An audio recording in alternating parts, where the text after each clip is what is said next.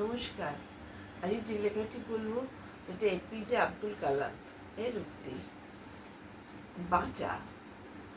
এই পৃথিবীতে আমরা কেউই চিরদিন থাকবো না। সেই জন্য যা কিছু করতে হবে মৃত্যুর আগেই করতে হবে। আমরা সবাই তো প্রতিভা নিয়ে জন্মায় না।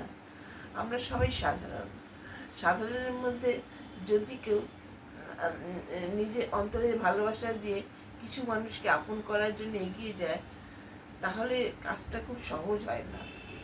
দেখা যায় যাদের যাদের আপন করার জন্য সে এগিয়েছে তারাই তাকে ভুল বুঝছে, বা কেউ এড়িয়ে যাচ্ছে, বা কেউ সুযোগ খুঁজছে, বা কেউ তাকে পছন্দ করছে না। তাহলে দেখা যাচ্ছে যে নিজের লোকের মনে নিজের বাসা তৈরি করাটা সত্যি খুব কঠিন কাজ। তার থেকে অনেক সহজ লড়াই করা, ঝগড়া করা। এই লড়াই ঝগড়া যারা পারে না, তারা নিজের মতন করে সাবধানে বাঁচতে ভালোবাসে।